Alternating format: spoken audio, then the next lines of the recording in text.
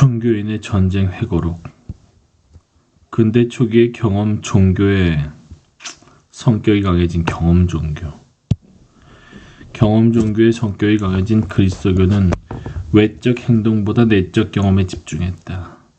종교개혁이나 반종교개혁 모두 신자들에게 더 열정적으로 자기 내면의 영적인 삶을 들여다보고 기록하도록 권고했다. 자기 내면의 영적 삶. 심지어 이를 신자의 의무로 삼기도 했다. 그에 따라 유럽과 북아메리카 대부분 지역에서 영적 자서전이 대단히 인기 있는 장르가 되었다. 영적 자서전. 개신교 신자들 사이에서 특히 유행했지만 그렇다고 개신교에 국한된 것은 아니었다. 영적 자서전이 집중한 주제는 두 가지였다. 저자가 죄에서 신앙으로 전향하는 과정과 첫 전향 이후 발생하는 여러 가지 시험과 고난에 대응하는 모습이다. 그렇지. 죄에서 신앙으로 전향하는 모습과 전향 이후의 시험과 고난. 이 두 가지 주제를 서술할 때 중요한 역할을 한 것이 계시였다. 계시. 모종의 계시 경험이 전향의 원인으로 자주 언급되었다. 이후 영적인 길을 계속 추구하며 대개 또 다른 계시 경험들을 겪게 되고 이를 통해 저자는 더 깊고 오묘한 수준의 진리를 깨달았다. 계시를 받는 경험은 아주 다양해서 거의 모든 사건이 계시가 될 수 있었다. 로버트 블레어는 어느 날 밝게 빛나는 태양과 젖이 가득 찬 암소를 보고 영적 깨달음을 얻었다. 전쟁이 아니네. 전쟁이 아니라 별의별 것에서 다 영적 깨달음을 얻게 되는구나.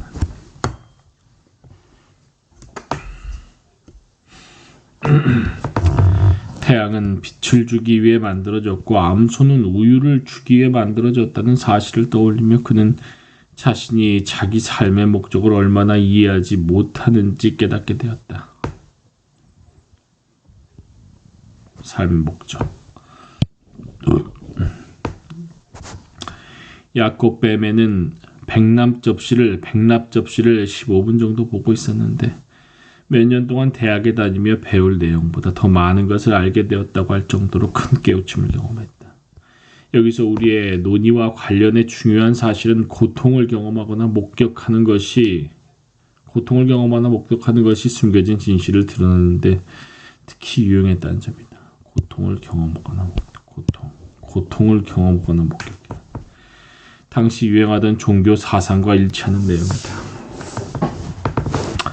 또한 중요한 사실은 영적 자서전 저자들이 스스로 주장한 권위가 평범한 사람들의 개인적인 경험에서 나왔다는 점입니다.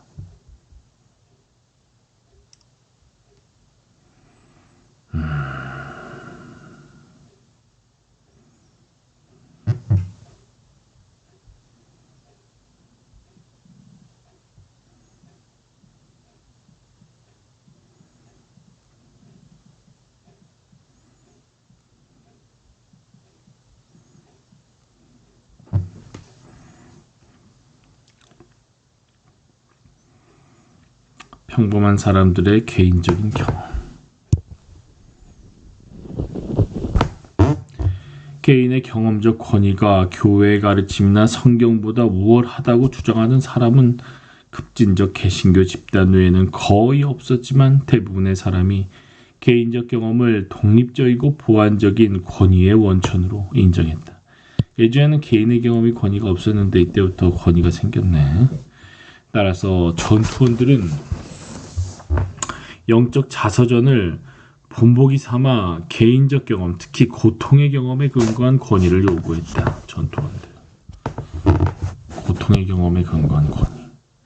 뿐만 아니라 근대 초기의 영적 자서전 대부분은 모든 사람의 종교적 경험이 근본적으로 동일하며 따라서 아주 평범하게 사는 비천한 사람도 자기 경험을 기록하고 발표할 수 있다는 전제를 바탕으로 정당성을 주장했다. 비천한 사람도 자기 경험을 기록하고 발표할 수 있다는 전제를 바탕으로 정당성. 개인이 기록하는 것은 개인적 경험이지만 사실 그의 경험은 보편적인 경험이므로 다른 사람들도 그의 자서전을 읽고 혜택을 받을 수 있다는 것이다. 이런 논리에서 근대 초기의 말단 전투원들도 자기 경험을 기록할 자격을 얻었을 것이다. 말단 전투원이 경험을 기록했다. 실제 상당수 전투원이 새로운 기회를 활용해 영적 자서전을 저술했다.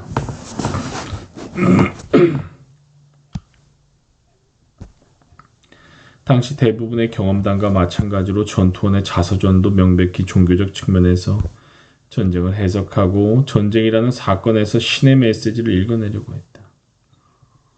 전쟁을 해석하고 전쟁이라는 사건에서 신의 메시지. 패배와 부상을 신이 분노한 조짐으로 위험을 모면하거나 승리하는 것을 신성한 은총의 징후로 해석했다. 예를 들어 존 블랙에더 중령의 영적 자서전에는 신의 섭리로 절박한 위험에서 벗어난 에벤에셀, 도움의 돌이라는 뜻의 히브리어로 신의 은총에 감사하는 의미. 에벤에셀이 아주 빈번하게 등장한다. 그는 자신이 릴 포위 공격 당시 1708년 릴 포위 공격 당시 몸에 두 군데 관통상을 입고도 경미한 부상에 그친 것은 신이 그를 위대한 자비와 친절의 기념비로 세우려고 애써 마련한 계획이라고 생각했다. 하지만 이런 것들은 늘 전쟁의 외적 사실에서 얻은 교훈들이었다. 그에 반해 개인적인 전쟁 경험에서는 신의 메시지나 그 어떤 메시지도 읽어내려 하지 않았다. 개인적인 전쟁 경험에서는 신의 메시지나 그 어떤 메시지도, 특히 앞선 성인열전의 저자들처럼 자서전의 저자들도 전투 경험을 개종 원인으로 설명하지 않았다. 많은 자서전 저자가 앞서 언급한 성인열전의 선례를 그대로 답습했다. 개종은 전쟁 경험보다 시기가 앞서거나 전혀 아무런 관련이 없었다. 청교도인 리처드 노우드의 영적 자서전을 예로 들면 그가 1608년에서 9년 네덜란드에서 군복무한 사실은 거의 침묵하다시피 무시된다. 16세기 후반 알론소 대 콘트레라스는 훨씬 더 오랫동안 군에 복무하며 주로 지중해에서 투르크족과 맞서 싸웠다. 그는 파란만장한 모험이 한창 펼쳐지던 중에 세상에서 물러나 은둔자가 되었지만 7개월 후 영적인 길을 떠나 난투전이 벌어지는 세상으로 돌아왔다. 콘트레라스는 자신이 세상에서 물러난 이유를 전쟁에서 목격한 어떤 것 때문이 아니라 궁의 홀대 탓으로 돌린다. 주목할 만한 사실은 그가 세상에서 물러날 준비를 하며 은둔에 필요한 물품들을 준비할 때 거친 모직 셔츠와 쇠사슬, 채찍, 상당한 분량의 고회, 예식서 그리고 해골을 구매했다는 것이다. 당시 콘트라레스는 해골을 종교적 묵상의 대상으로 보았지만 그전에는 수없이 많은 해골을 보면서도 아무런 종교적 영감을 받지 못했다. 예를 들어 그는 얼굴에 포탄을 맞은 네덜란드 포수에 관한 목격담을 다음과 같이 장난스럽게 이야기한다. 네덜란드 포수의 머리가 산산조각이 나며 걸쭉한 뇌와 뼈조각들이 주변 사람들에게 튀었다. 그중 뼈조각 하나가 한 수병의 코를 때렸다. 그리고 그 수병에게는 행운이고 다른 사람들에게는 놀라운 동시에 재미있는 일이 벌어졌다. 날 때부터 삐뚤어진 수병의 코가 뼈조각에 부딪히며 반듯해진 것이다. 로렌의 니콜라스 헤르만은 콘트라레스의 동시대를 살았다. 그는 30년 전쟁에 참전했다. 상처를 입고 요양하기 위해 집으로 돌아왔다. 헤르만의 증언을 기초로 17세기에 쓰인 성인열전에 따르면 어쩔 수 없이 움직이지 못하던 이 시기에 헤르만의 타고난 종교적 기질이 꽃을 피웠다.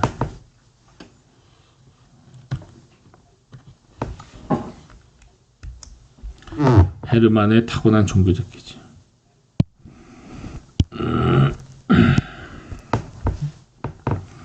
그는 수도승이 되었고 세례 서약, 젊은 시절의 방종, 그리스도교의 신비, 그리고 특히 예수 그리스도의 순환에 대한 묵상을 통해 다른 사람으로 변모할 수 있었다. 그는 전쟁에 대한 묵상을 통해 다른 사람이 된 것이 아니었다. 성인열전에서 헤르만의 전쟁 경험에 대한 다른 이야기는 보이지 않는다. 로렌스 영제로 더 잘 알려진 헤르만이 구술하여 기록한 베스트셀러 묵상 안내서에도 그의 전쟁 경험은 전혀 언급되지 않는다. 묵상 안내서에서 헤르만은 고통과 질병, 여러 가지 재난을 자주 언급하지만 전쟁과 전쟁의 공포에 관해서는 이야기하지 않는다. 그가 개종 원인으로 지목한 것은 전쟁에서 목격한 그 어떤 것이 아니었다. 그가 18세 때 본 계시가 개종의 원인이었다.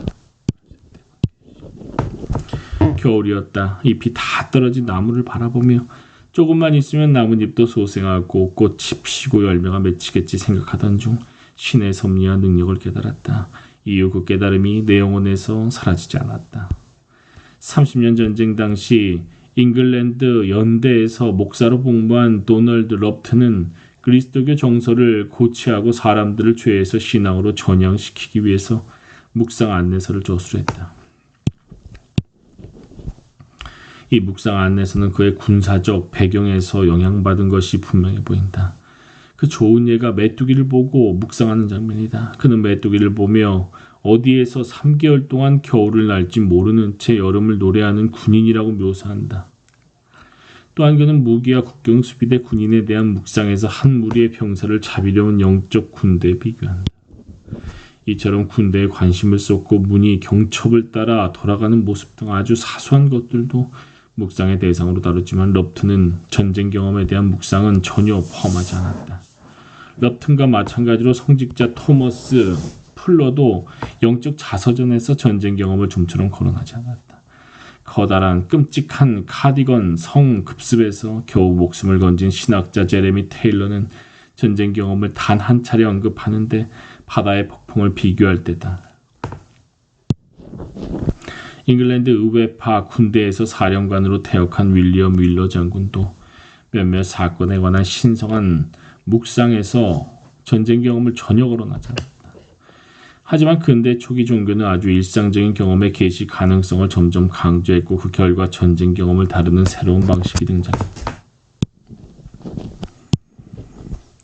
전쟁 경험과 종교적 전향을 정반대로 연결하는 방식이었다. 다시 말해 군인 개종자들이 영적 자서전을 쓰기 시작했지만 다른 일상적인 경험과 달리 전투는 군인을 전향시킬 수 없다는 사실을 강조한 것이다.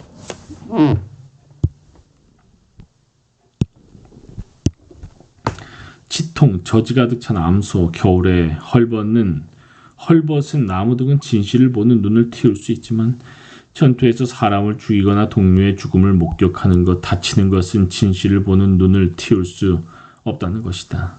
예수의 창시자 로욜라, 당시 카톨릭 군인 개종자로 가장 유명한 성 이그나티우스 로욜라의 영적 자서전에서 이러한 방식이 분명하게 나타난다. 바스크의 귀족 가문에서 이니고 로페스 데 로욜라로 태어난 미래의 성인은 1521년 팜플로나 포위 공격 당시 중요한 임무를 맡았다. 군사력이 월등한 프랑스 침략군이 팜플로나 시로 접근하자 그 지역 스페인 사령관은 위험한 현장을 벗어날 요량으로 병력 지원을 요청하러 떠난다. 그는 29세의 로욜라에게 수비대 지원병 모집 임무를 맡기고 팜플로나를 빠져나갔다. 로욜라가 지원병을 이끌고 돌아왔지만 팜플로나는 이미 정복된 도시나 다름없었다. 프랑스 군대가 몰고 올 참혹한 운명에 지레 겁먹은 시민들은 싸우기보다 항복하는 편을 택했고 병사들도 패배주의적 분위기에 전염되어 시민들과 같은 예상으로 겁에 질려 있었다. 그들은 도시를 버리고 요새로 퇴각해 요새마저 넘겨줄지 결정하기 위한 군사회의를 소집했다. 그로부터 34년 뒤 로욜라가 예수의 창시자이자 수장으로서 후대에 남길 정기를 구술할 때 자신의 인생 경험담을 이 군사회의로 시작했다. 그는 3인칭 시점으로 이렇게 이야기한다. 다른 사람들은 모두 방어할 수 없다고 확신했고 목숨을 건지려면 항복하는 수밖에 없다고 생각했다.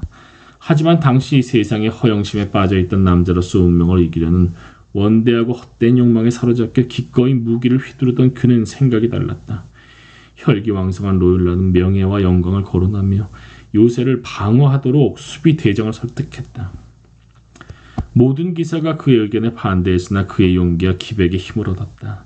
그리고 프랑스군의 포위 공격이 시작되었다. 프랑스군은 요새를 포위하고 강력한 포대를 배치해 대규모 포격을 개시했다. 프랑스 포병대가 겨우 6시간 만에 성벽을 무너뜨렸고 보병대가 물밀듯 몰려들었다. 바로 그때 로욜라는 포탄에 맞아 다리 하나가 산산조각 났다.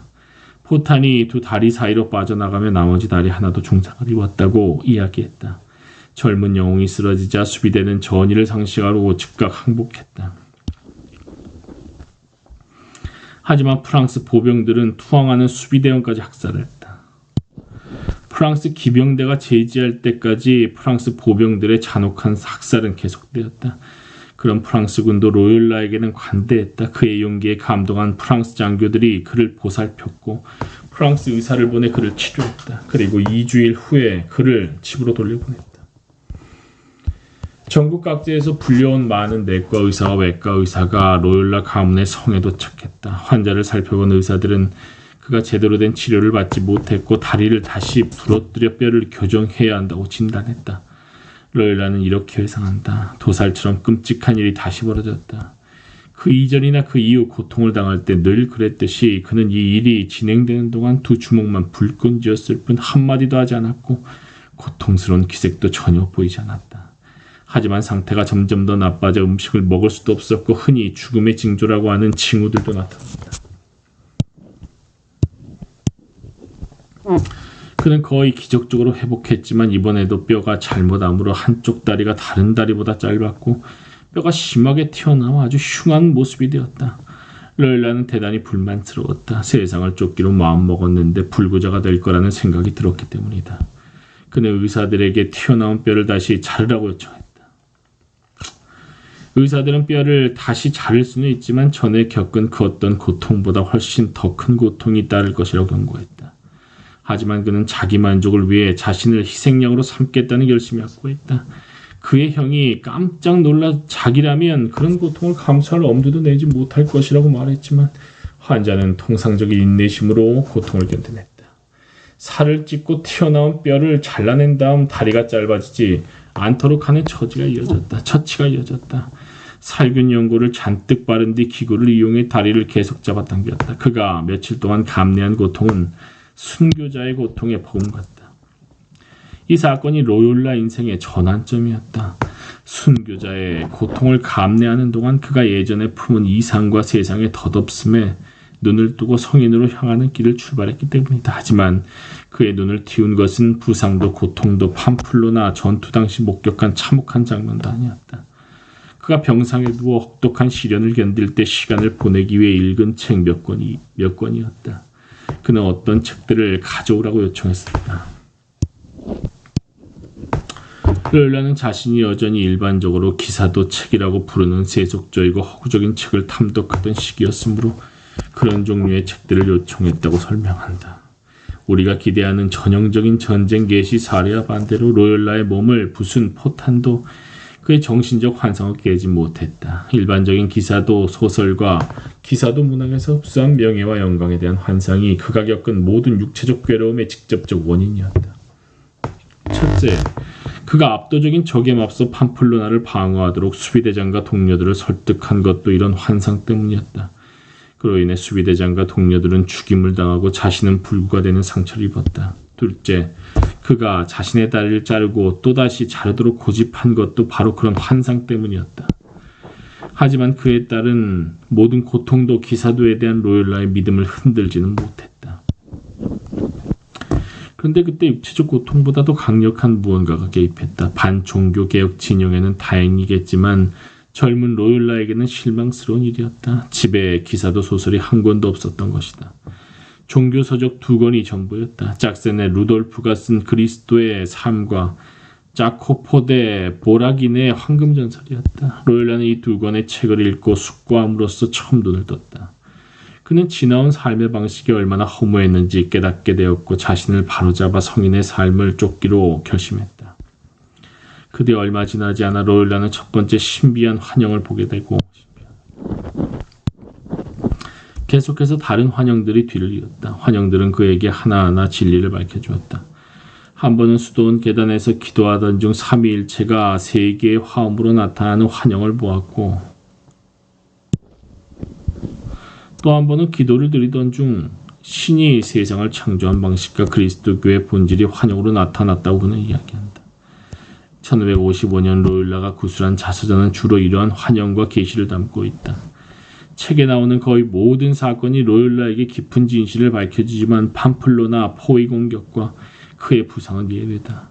로엘라는 자서전 어디에서도 이 사건들을 회고하지 않으며 그 사건들에서 교훈을 끌어내지도 않는다. 그는 기사도에 관한 세상의 생각과 귀족의 세속적 허영심을 끊임없이 공격하고 무너뜨리며 그 과정에서 종종 개인적인 계시를 공격의 토대로 삼지만 절대 팜플로나의 경험을 공격수단으로 활용하지 않는다. 그의 무상이 중요한 단 한 가지 이유는 그 때문에 앞서 언급한 책들을 읽고 숙고할 시간이 마련되었기 때문이다. 이 책들이 아니었다면 로일라는 계속해서 기사도의 이상에 따라 명예와 영광을 쫓았을 것이고 성인이 아니라 전투원이나 궁정의 조신이 되었을 것이다. 오늘날의 시각으로 볼 때 한 가지 더 놀라운 사실은 로일라가 죄책감을 느끼지 않는다는 것이다. 자서전에 따르면 영적인 삶을 시작한 초기에 그를 가장 괴롭힌 문제는 죄와 고해에 대한 강박관념이었다. 모든 죄를 고백하지 않았다는 의심을 떨치지 못한 로일라는 만나는 사제마다 성가실 정도로 아주 사소한 죄까지 고해하고 또 고해했다. 하지만 그는 자신의 과도한 명예심과 영광에 대한 열망 때문에 팜플로나에서 불행하게 죽거나 다친 사람들을 생각한 적이 없으며 그에 대해 양심의 가책을 느끼는 기색도 보이지 않는다. 마찬가지로 로일라는 자서전 전반에 걸쳐 자신의 머릿속에 떠오른 여러 가지 잘못된 생각과 관점을 언급하며 독자들에게 같은 실수를 저지르지 말라고 경고하지만 전쟁에 대한 잘못된 관점의 위험은 경고하지 않는다. 로일라가 수도승이 될 무렵 전쟁에 관한 모든 것을 잊었을 것이라는 주장은 설득력이 없다.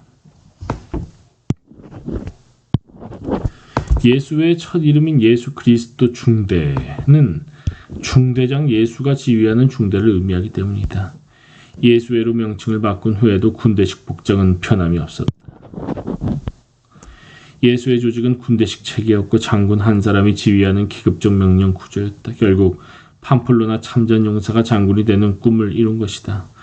영적 자서전과 더불어 로일라는 가장 인기 있는 그리스도교 묵상 안내서도 한 권 저술했다. 그 유명한 영신 수련이다. 그가 다른 책을 비롯해 묵상 안내서에서 중요하게 추천한 수련법은 자신의 죽음에 대해 묵상하고 죽을 때 인간의 육신이 어떤 모습일지 또 육신이 분해될 때 어떤 모습일지 상상하는 것이다. 이 이미지들이 신자에게 세속적 존재의 덧없음과 인간 육체의 덧없음을 깨닫게 한다는 것이다. 덧없음. 또한 로일라는 신자들에게 그리스도의 고난을 이해하기 위해 신께 고통과 눈물, 고난을 간구하라고 추천한다. 고통과 눈물, 고난. 하지만 이 책에서도 로일라는 자신이 팜플로나에서 경험한 실제 고통이나 그곳에서 실제 목격한 죽음들에 관해서는 전혀 언급하지 않는다. 죽거나 다친 인간 육체의 정신적 이미지가 계시의 핵심 원천인 반면 그가 팜플로나에서 직접 실제 목격한 죽음이나 자신의 부서진 다리는 아무것도 밝혀주지 못했다. 로일라를 미화한 성인 열전이 나오고 1년이 지난 1609년 예수에는 문맹 신자를 위해 그림으로 된 로일라 자서전을 발간했다. 페테르 파울 루벤스가 그린 그림은 성인의 삶에서 전쟁이 어떤 역할을 했는지 그리고 그가 어떻게 개종했는지 아주 분명하게 보여주었다. 팜플로나를 포위 공격하는 전투 장면에서 성인의 영적인 소명의식이나 다가올 개종의 기미도 보이지 않고 전쟁의 개시 가능성을 암시하는 조짐도 보이지 않는다. 그 대신 계시와 개종 장면에서 로일라는 집에서 침대에 편안히 누워 책을 읽는 모습으로 등장한다. 특히 주목할 점은 포위 공격 장면의 전경에 배치된 대포에서 솟아나는 연기 구름과 침실 장면의 하늘에 떠있는 구름의 대비다. 두 구름이 비슷해 보이지만 앞의 구름은 미래의 성인의 다리를 부서뜨릴 포탄을 발사하는 영적으로 공허한 구름인 반면 뒤의 구름은 성인의 눈과 마음을 열어젖힐 햇빛을 내쏘는 영적으로 충만한 구름이다. 로일라의 이야기는 근대 초기 자서전의 전형이다.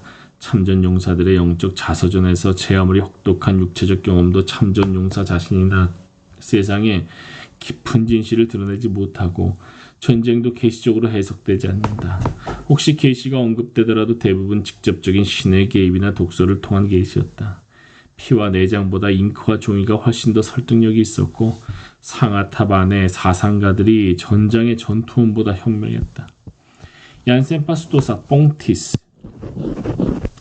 장교로 복무한 프랑스 귀족 루이 드 뽕티스는 무기의 길을 버리기까지 로열라보다 훨씬 오랜 시간이 걸렸지만 마침내 포르 루아얄의 얀센파 수도원에 들어가 생애 마지막 18년을 고독과 묵상을 보냈다. 뽕티스는 수도원에서 포세 피에르 토마에게 자신의 전기를 구술했고 1676년 피에르 토마가 그 내용을 기록해 출간했다. 이 책이 크게 선곡해 17세기와 18세기 프랑스와 외국에서 무수히 재출간되며 수많은 회고록 저자에게 영감을 줬다. 군인으로 사는 동안 퐁티스는 수많은 사람을 죽였고 다른 사람의 죽음도 수없이 목격했다. 목숨을 잃을 뻔한 위험에 빠진 경우가 셀 수 없을 만큼 많았으며 두세 번은 심각하게 다치기도 했고 전투에서 가까운 친지와 친구도 많이 잃었다. 하지만 퐁티스는 그 어떤 경험에도 자신이 선택한 직업을 의심하지 않았다고 기록한다. 특히 흥미로운 것은 몽펠리의 포위 공격 당시 1622년 퐁티스가 부상을 당한 일이다. 퐁티스는 절친한 친구인 자메 영주가 포위 공격 중 치명상을 입자 그는 친구의 묵수를 위해 위그너 교도 포로 몇 명을 냉혹하게 살해했다. 퐁티스는 그 죄에 대한 신의 벌로 부상을 당했다고 말한다. 그가 군대를 이끌고 적의 요새를 공격할 때 머스킷 총알 2발에 상처를 입었다. 한 발은 몸통에 맞았는데 아주 깊이 들어가지는 못하고 피부와 살을 조금 스친 정도였다. 나머지 한 발이 발목을 관통하며 복사뼈를 조각냈고 그 즉시 웅덩이로 굴러떨어졌다. 하지만 그는 괴념치 말고 계속 공격하라고 부하들을 독려했고 요새가 함락되는 것을 흡족하게 지켜보았다. 퐁티스는 진지로 옮겨졌지만 이내 상처가 감염되어 궤조가 발생했다. 의사들이 다리를 절단하자고 제안하자 로열라와 마찬가지로 퐁티스도 불구가 되어 군생활을 포기하니 차라리 죽겠다며 의사들의 제안을 거절했다. 의사들이 강제로 다리를 절단하기 위해 수술도구와 진통제를 들고 퐁티스의 막사로 찾아갔지만 대경실색한 그는 막무가내였다.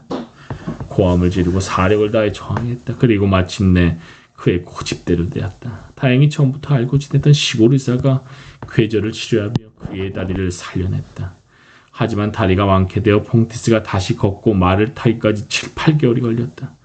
그 사이 짜메 영주는 사망했다. 친구의 죽음을 알게 된 퐁티스는 그 소식을 듣고 이루 다 말하지 못할 만큼 비통했다고 기록한다. 영국 내전 당시 샌디스 대령이 포위교에서 부상당했다는 기사가 왕당파 신문인 메르쿠리우스 루스티쿠스지에 실렸는데 그 기사를 통해 궤조의 고통이 어떤지 짐작할 수 있다. 궤조의 고통. 매일매일 썩어 들어가는 허벅지 살을 조금씩 도려내다 보니 뼈가 드러날 정도였다. 그 냄새가 너무 역겨워 친구들은 물론 당사자도 부담스러울 정도였다. 역겨운 냄새 때문에 주변 사람들이 그에게 다가가거나 필요한 처치를 하기도 쉽지 않았다. 그가 누워있는 방에 들어가기도 힘들 만큼 냄새가 참을 수 없이 역겨웠다. 하지만 퐁티스는 몇 차례 몸이 건조하게 언급한 것을 제외하곤 자신이 겪은 고통의 시련을 감정적이거나 감각적으로 묘사하지 않는다.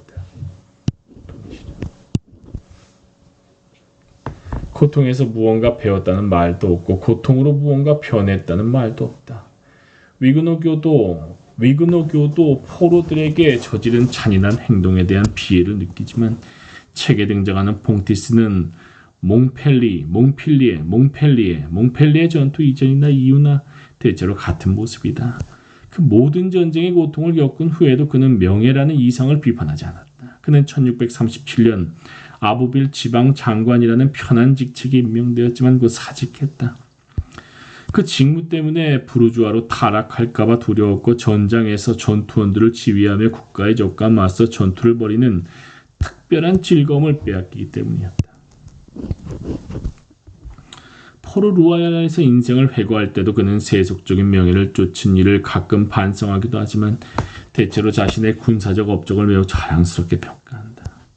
훗날 뒤늦게 깨달음을 얻은 후에 비로소 퐁티스는 자신이 수없이 많은 죽을 고비를 넘긴 것이 신의 은총 덕분이었음을 깨닫는다. 남은 인생을 신을 섬기는 일에 바치도록 신이 그의 목숨을 구했다는 것이다. 하지만 퐁티스는 그 당시에는 깨닫지 못했다. 지난 삶을 통틀어 자신이 세속적인 명예와 세속적인 우정에 집착하는 무지한 죄인이었음을 깨닫지 못했다. 마지막에 그를 개종시킨 죽음은 피 한 방울 흘리지 않고 집에서 사망한 한 민간인의 죽음이었다. 개종시켰죠. 1651년 2월 퐁티스는 친구인 성 앙주의 집을 방문했다. 그런데 그가 머무는 동안 성 앙주가 뚜렷한 이유도 없이 갑작스럽게 사망하는 일이 발생했다. 근대 후기의 관점으로 보면 성 앙주의 죽음은 갑작스럽게 찾아온 고통 없는 죽음, 곧 완벽한 죽음이다. 하지만 퐁티스에게는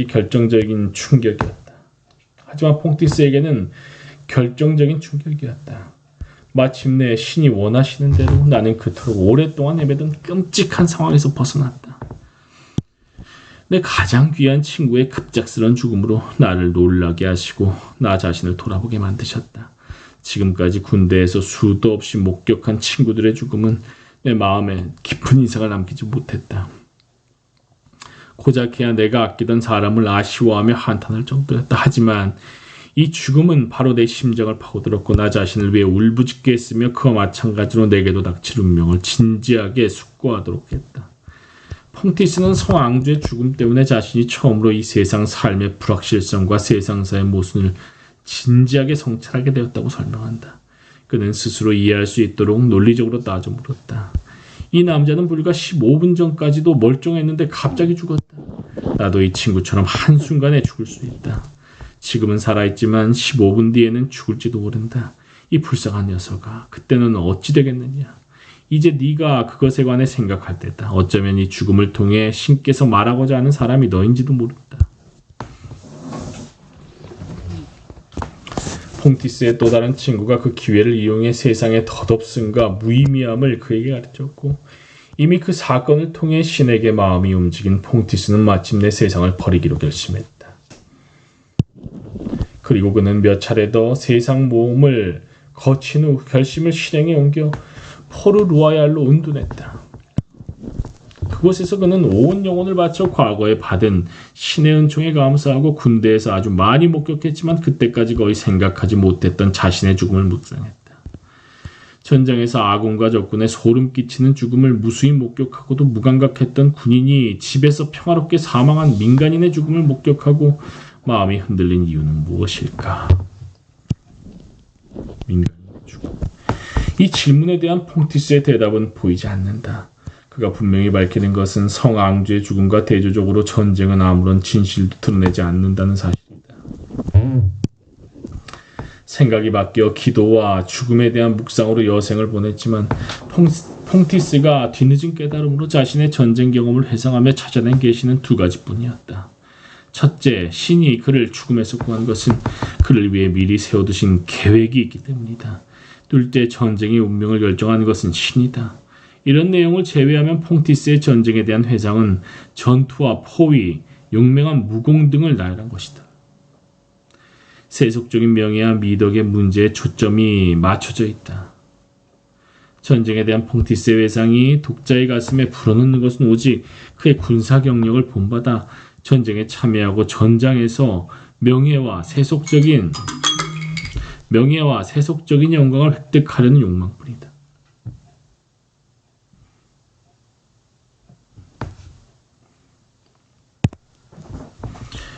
개신교 군인 개종자 존 버년. 카톨릭 진영에서 개신교 진영으로 자리를 옮겨도 기본적인 사고방식은 다르지 않을 것이다.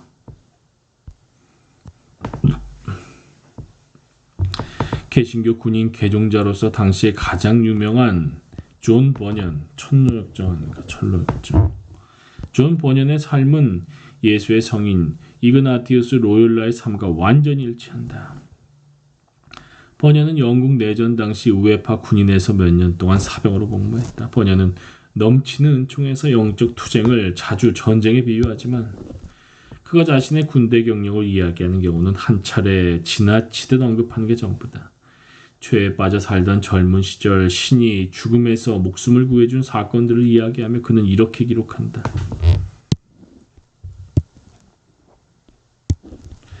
군에 있을 때 나는 다른 병사들과 함께 포위 공격 장소로 이동하라는 명령을 받았다. 그런데 출발하려고 할 때 중대원 한 명이 내 자리로 오고 싶어 했다. 나는 그의 부탁을 들어주었고 그가 내 자리를 대신 맡았다.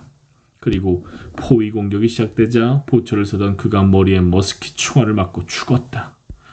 롤라가 팜플로나 포위 공격에서 아무것도 배우지 못한 것처럼 번연도 이 사건에서 아무것도 깨우치지 못했다. 그는 이 경험이 내 영혼의 의의를 일깨우지 못했다. 그 이후에도 나는 계속 죄를 범했고 점점 더 신을 멀리했으며 나 자신의 구원을 점점 더 등한시했다고 설명한다. 번연의 책 어디에서도 그가 전쟁 경험에서 진실을 배웠다는 이야기는 나오지 않는다. 번연을 의의 길로 들어서게 만든 것은 피와 내장이 아니라 책과 설교였다. 그를 옳은 길로 돌려세운 첫 번째 자극은 아내가 전해준 두 권의 책, 보통 사람이 천국에 이르는 길과 경건의 실천이었다. 그 후 번연은 성경을 읽으며 점점 더 깊은 진실에 눈을 뜨게 되었고 벤예후다나 사에르와 정반대로 다음과 같이 기록한다. 성경 구절 하나가 내 마음을 더 괴롭고 무섭게 한다. 나와 맞서는 성경 구절들이 가끔 성경의 모든 구절이 나를 반대한다는 생각이 든 적도 있지만 정말이지 내가 대적한 4만 명의 군대보다 더 괴롭고 무섭다. 성경 구절들. 나와 맞서는 성경 구절. 번연의 또 다른 걸작 철로역정 이게 철로역정은 앵글로색슨 개신교의 영적 계시를 다룬 이야기의 모범이 될 운명이었다. 제1차 세계대전 당시 이 책이 영국군 사이에서 대단히 유행하며 그들이 전쟁을 이해하고 회고록을 구성하는 데 지대한 영향을 주었다. 하지만 전쟁 경험이 풍부한 번연은 이 책에서도 자신의 경험을 분명하게 이야기하지 않았다. 죽은 자들의 설교. 젊은 시절 의회파 연대에서 서기로 복무한 적이 있는 비국교의 사제 에덤 마틴 데일은 전쟁 경험을 번연보다 조금 더 길게 이야기하지만 아주 부정적인 여자다. 근데 본연의 업무는 펜을 다루는 일이지 무기를 다루는 일이 아니었고 잉크를 쓰는 것이지 피를 보는 것이 아니었지만 나는 2년 동안 군인들 틈에서 혐오스러운 삶을 살았다. 혐오스러운 삶. 그는 자신과 가족 랭커셔 시민들이 전쟁 중에 당한 고통을 상당히 자세하게 설명한다. 특히 그는 신의 가호로 목숨을 구한 적이 있다고 기록한다. 자유직으로 보호한다는 조건하에 리버풀이 항복했을 때였다. 루퍼트 공의 병사들은 리버풀에 들어오자 항복 조건을 무시하고 보이는 사람들을 거의 모두 사륙했다. 희생자가 360명에 달했는데 그 중에는 이런저런 병사들의 친구도 있고 평생 무기라고는 손에 쥐어보지도 못한 기능공도 있고 심지어 맹인도 있다. 하지만 나를 처음 본 병사는 내가 목숨을 구걸하지도 않았는데 내게 자비를 베풀었다. 하지만 마틴 데일의 경험담에 따르면 전쟁 중 그에게 세상의 본질을 깨우쳐준 것은 그가 들은 설교뿐이었다. 그는 자서전의 각 장마다 서술한 사건에서 얻은 교훈과 반성 목록을 그 장의 말미에 덧붙였다. 전쟁 기간에 다룬 장의 말미에서도 그는 여러 가지 사건을 반성하는데 그 반성 목록에는 전쟁 경험과 관련된 것이 하나도 없다. 그가 전쟁에서 배운 교훈은 흔히 보이는 군인들처럼 공통의 인간애가 부족하고 무분별한 사람들로부터 우리를 지켜달라고 기도하자는 것이 전부였다.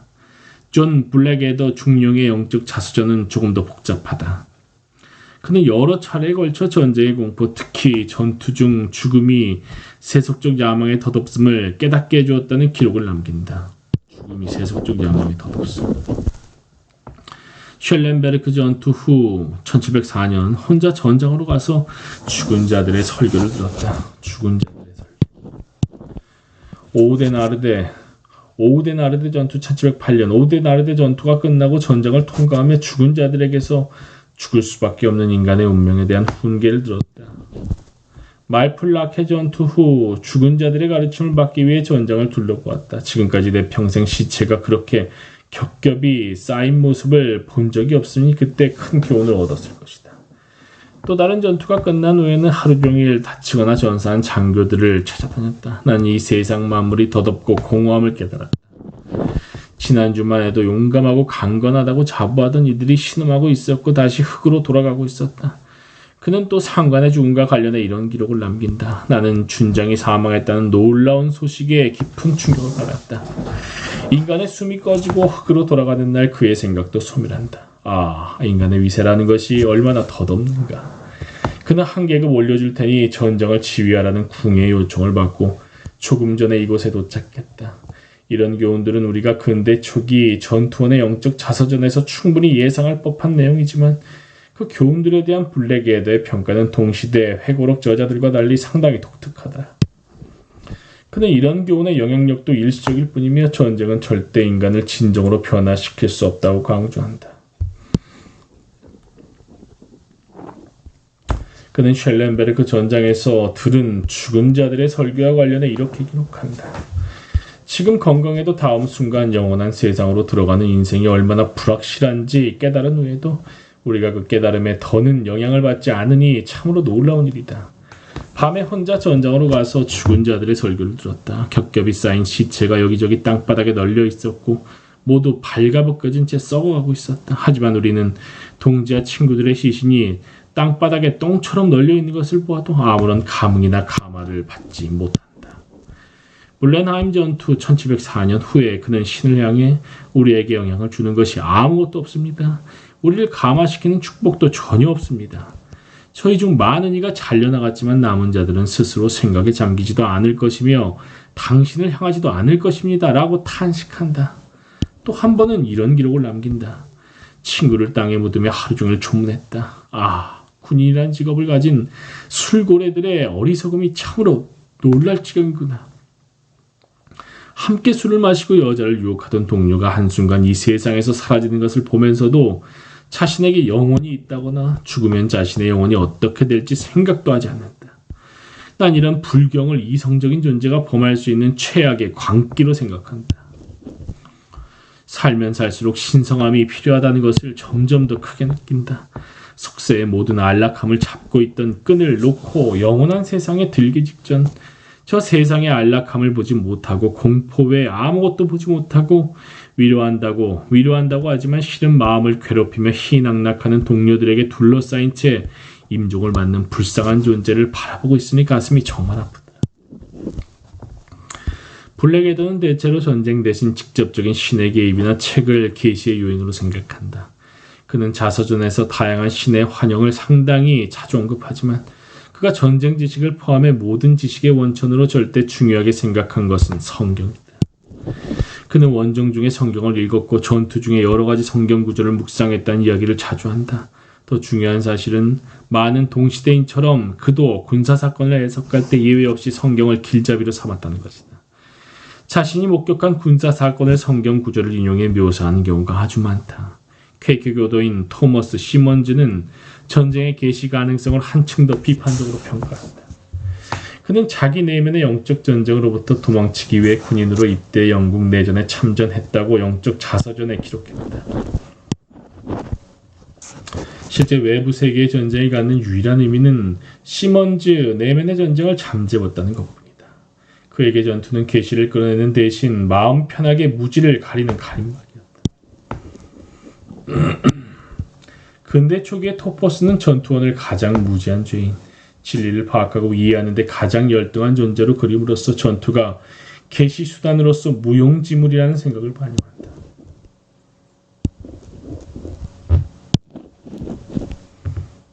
에라스무스는 군인을 인간 쓰레기와 기생충, 포주, 노상강도, 암살자, 무식군, 술고래, 파산자로 묘사했다.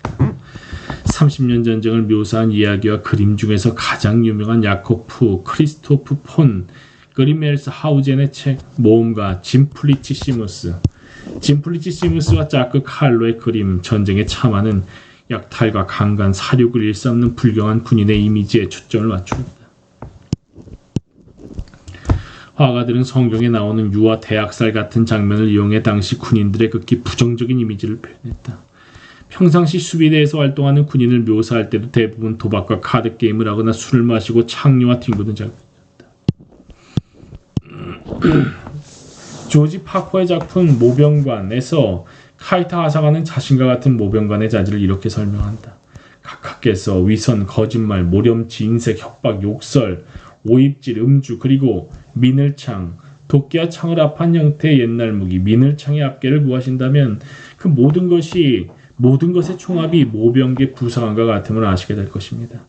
나중에 카이트가 아주 정직한 사람이라고 소문난 남자를 신병으로 모집하자 중대장 풀룸데이는 제군들, 우리 중대에도 색다르게 정직한 남자가 하나쯤은 들어오길 바라네 라고 이야기한다.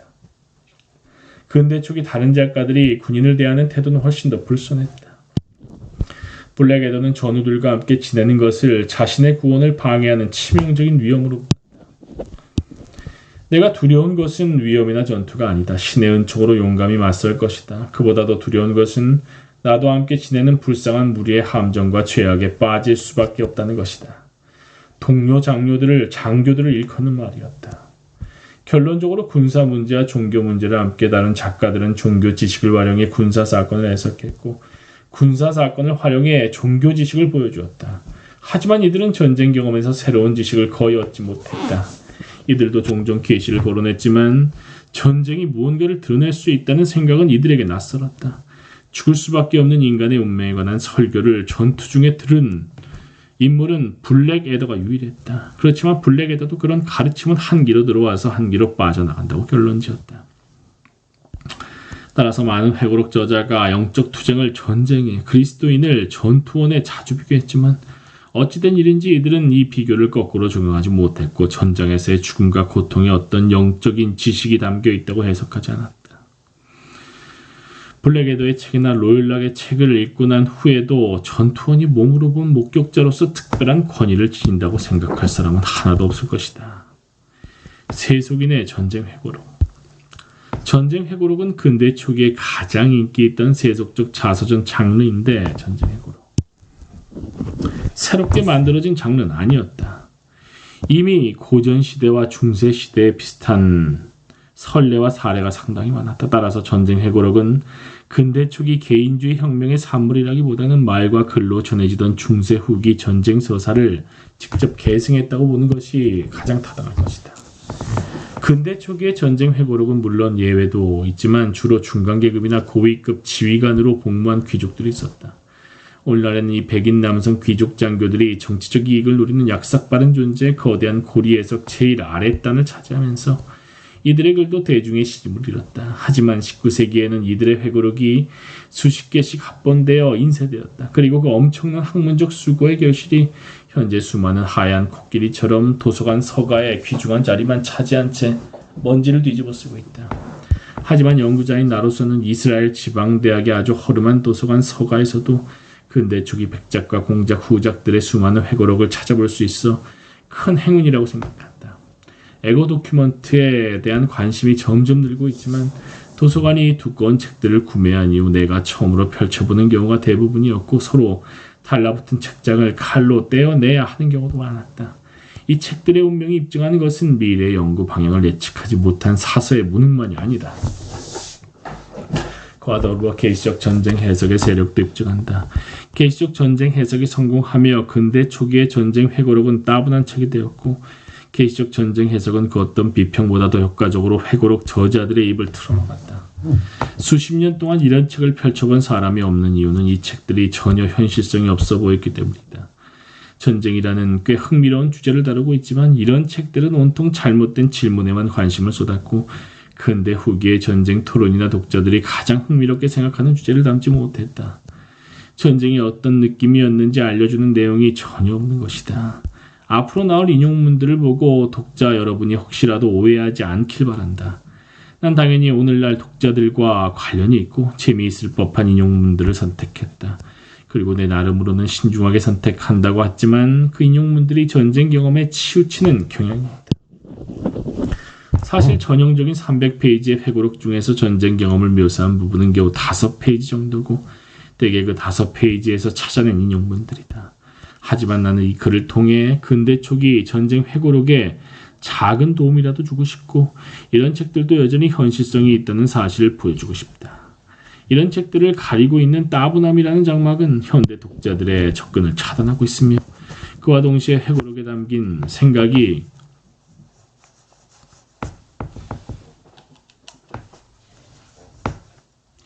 현대 전쟁 해석에도 스며들어 있다는 사실까지 감추고 있다. 마치 두려운 상대라도 되는 듯 감추고 있다. 전쟁을 계시 경험으로 해석하는 경향은 이러한 근대 초기 귀족 장교들의 회고록에 대한 반발에서 탄생했고 그 반발 덕분에 지금까지 생명을 이어오고 있다. 지금도 군인들은 이 귀족들이 여전히 강력하고 위협적인 존재라도 되는 듯 이들을 염두에 두고 회고록을 쓴다. 하지만 어떻게 보면 이것은 귀족들이 여전히 강력하고 위협적인 존재일 수도 있다는 암시일 것이다. 근대 초기에도 전쟁은 근대 후기와 마찬가지로 두려움과 공포의 대상이었다. 특히 주목할 점은 당시 전사율이 20세기 전쟁 대부분의 전사율보다 훨씬 더 높았다는 사실이다. 근대 초기.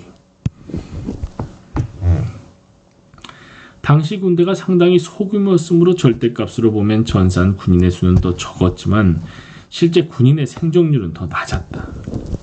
대규모 전투가 겨우 몇 시간 동안만 벌어져도 승전한 군대는 병력의 4분의 1 이상을 잃고 패전한 군대는 3분의 2에 달하는 병력을 잃는 경우가 종종 있었다. 수제곱 킬로미터의 지역 내에서 두세 시간 동안 2만 명이 목숨을 잃는 경우도 흔했다. 전투보다도 많은 군인의 목숨을 앗아간 것은 질병과 굶주림이었다. 몇 년 원정을 떠나면 대규모 전투를 벌이지 않고도 질병과 굶주림으로 군대 하나가 완전히 몰살할 수도 있었다. 스웨덴 북부의 마을 한 곳을 조사하니 1621년에서 39년에 징집된 230명 중 전사자가 215명이었다. 같은 기간에 그 마을에 거주하는 성인 남성의 숫자도 468명에서 238명으로 줄어들었다. 또 다른 조사에서는 영국 내전 당시 왕당파 군대에 입대한 슈럽셔주 3개 마을의 남자 20명 중에서 13명이 전투 중 사망한 것으로 확인되었다. 근대 초기 회고록 저자들은 전쟁의 극한 경험을 구태여 숨기지 않았다. 살인의 격정과 승리의 환희는 물론 죽음과 부상, 굶주림, 질병 등이 회고록의 페이지를 가득 메운다. 그렇지만 회고록 저자들은 자신을 몸으로 본 목격자로 묘사하지 않으며 일반적으로 몸으로 목격했다는 권위를 주장하지도 않는다. 이런 책을 읽을 때 제일 먼저 받는 인상은 저자가 전쟁을 통해 새로운 깨달음도 얻지 못하고 심오하게 변하지도 않았다는 것이다.